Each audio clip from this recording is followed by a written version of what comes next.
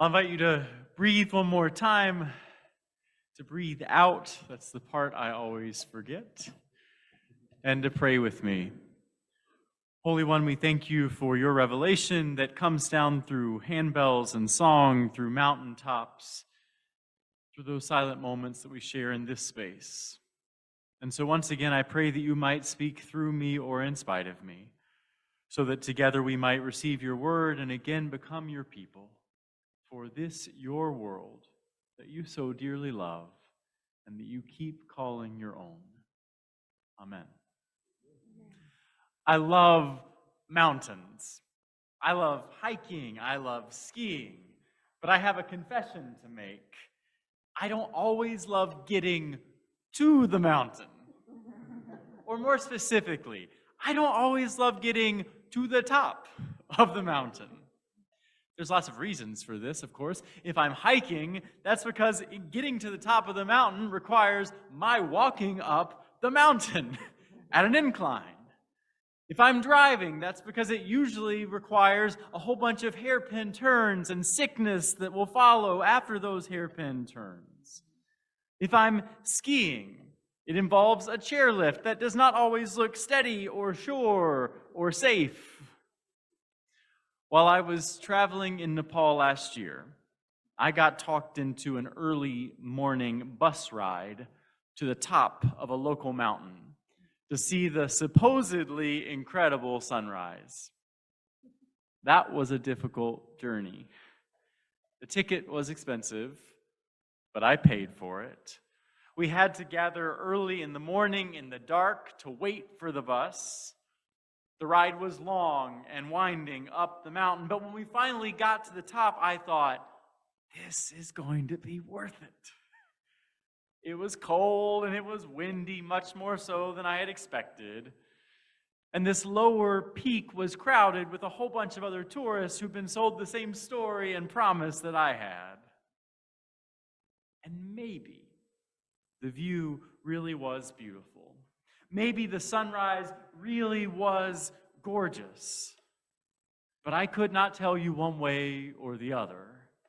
Because as the day broke and the sun rose, the smog and the pollution were so bad that we could barely make out the city below us, let alone the Himalayas that were supposedly just beyond the horizon. And so disappointed, I began that same long process in reverse to find my way down the mountain, back to my hotel, to find my friends who had wisely opted for a late wake-up and a luxurious brunch outside the hotel instead. It takes a lot of work to get up a mountain, and it takes just as much work to get back down the mountain. And our Bible story today tells us that Jesus led Peter and James and John not just up a mountain, but up a high mountain. And when the four of them got up there all alone on top, Jesus' appearance somehow became bright. Elijah and Moses appeared, and this voice from above again calls Jesus their son, the beloved one. In response to that mountaintop experience, Peter offers to set up 3 tents so they can hang out, so they can stay there a while, linger in that experience. But Jesus tells the disciples not to be afraid and to get up. Together, the four of them journey back down the tall mountain and toward the work of Jesus that continues.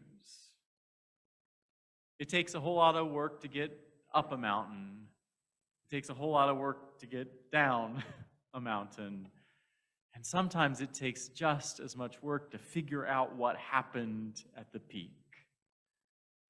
The modern scholar of preaching, Ronald Allen, makes sense of this mountaintop story in Matthew's gospel by explaining that the community to which Matthew was writing needed reassurance.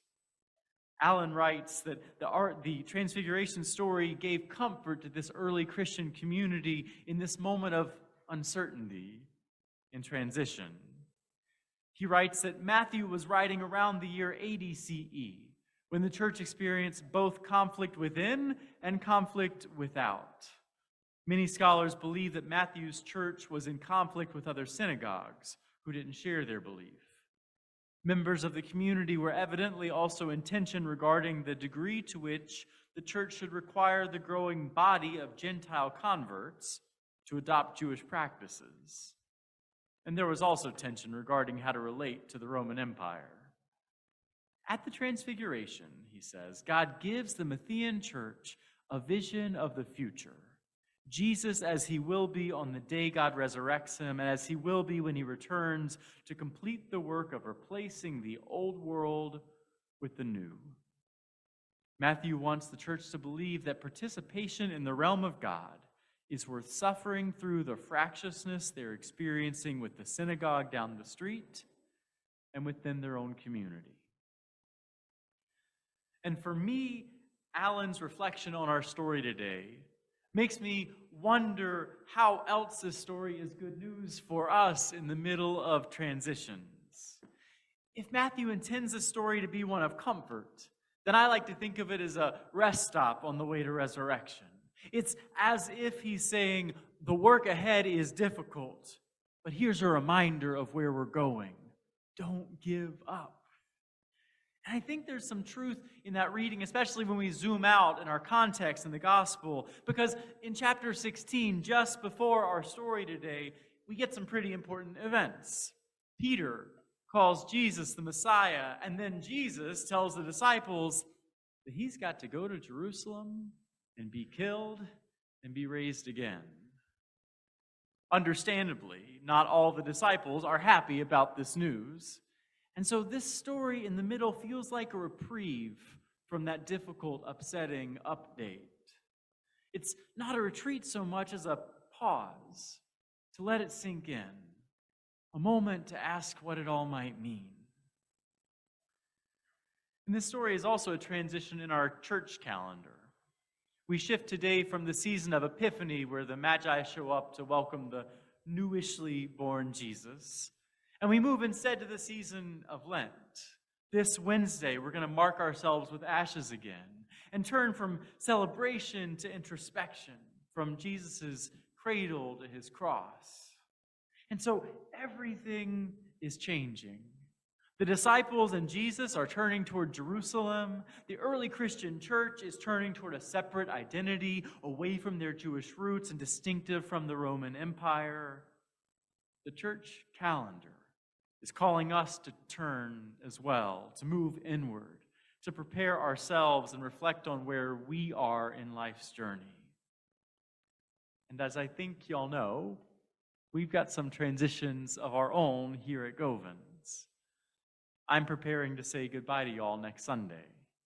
You are considering big changes and new missions here in Baltimore. You're thinking about worship and witness on the front lawn as a community committed to inclusion. And so, that's not to mention the myriad changes in your personal lives as well. From the past 3 years together, I am so deeply moved by the ways that you've been navigating those transitions, caring for parents, for children, for neighbors. I'm prayerful for the ways you've been making big changes in your careers, in your homes, in your living. I'm cognizant of the great losses and deaths, too. I'm thinking about all the unwanted changes that we've weathered over the past few years together.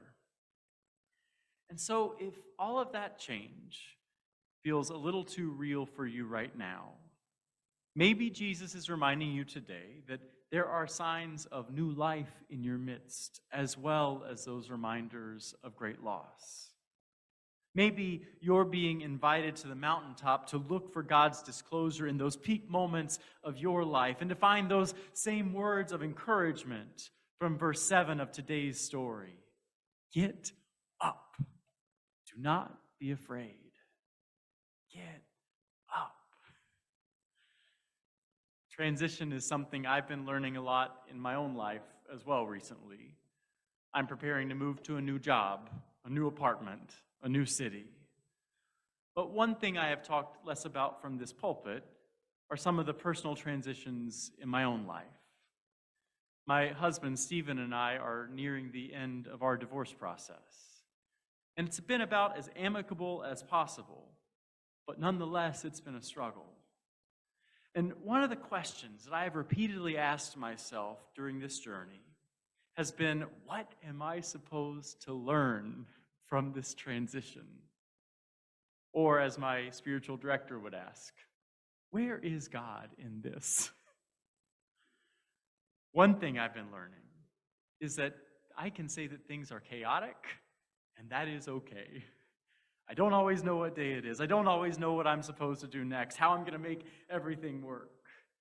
In this transition moment, I've been learning to let go of some of the pride of self-presentation as someone who pretends that they're always in control and has everything in order.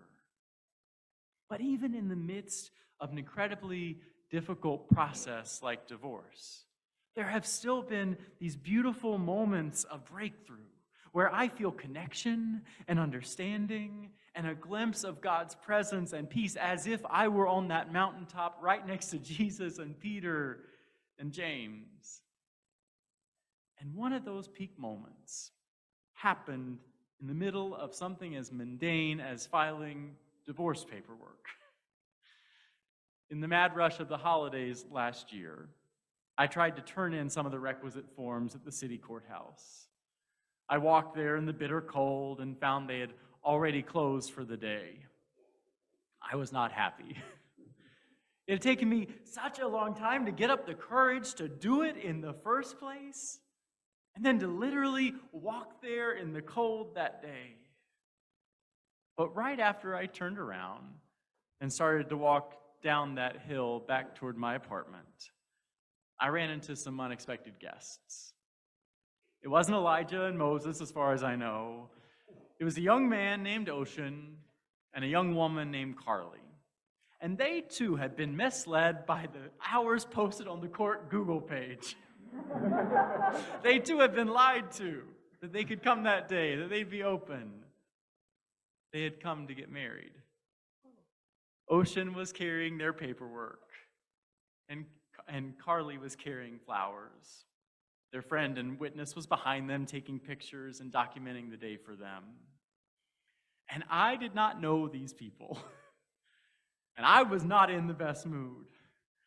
But when I saw the guard turn them away from the courthouse back into the cold, even my cold heart couldn't not say something. And so I turned around and I asked them if they really needed to get married that day. And they said yes. And I asked them if they had their marriage license and all the paperwork taken care of. And they said yes. And so I told them I'm a Presbyterian pastor, and I would do their wedding outside if they needed. And so that's what we did. We ducked into a nearby cafe and filled out their paperwork. I pulled up a wedding liturgy on my phone. We found a nice spot outside next to the courthouse. And in the freezing cold of that mountaintop experience, Ocean and Carly were wed. Unfortunately, for all of us that day, it was really, really cold. So there was no temptation for us to hang around, build tents, cling to it like Peter wanted to with Jesus.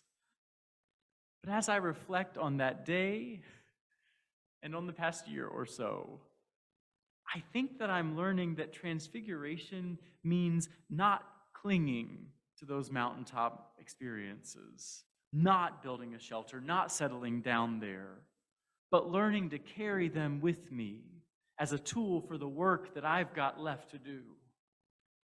I think that Jesus shows us who he is so that we'll have a deeper companionship on the journey, not so that we'll stop before we've reached home. And so I've been practicing those holy words of Jesus every time that I find a place that is comfortable or safe enough to tempt me to settle down and become inactive. Get up. Do not be afraid. Get up. We're not home yet. I think that Jesus is transfigured.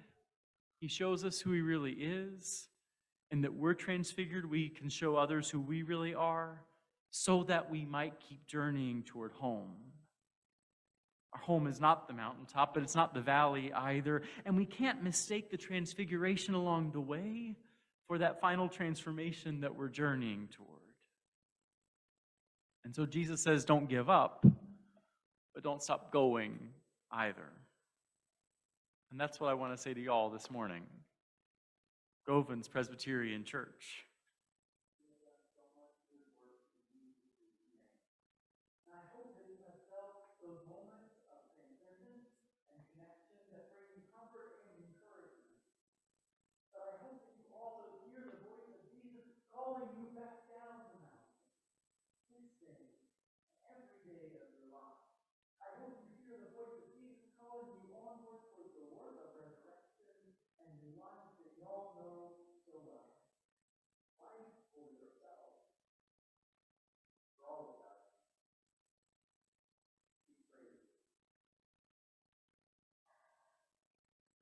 We only thank you that you are the Father, the offering companionship, honesty. We pray that we might not give up. We pray that we might not stop hope. We pray that we might keep it transfigured, following you life. We pray and work together. Amen.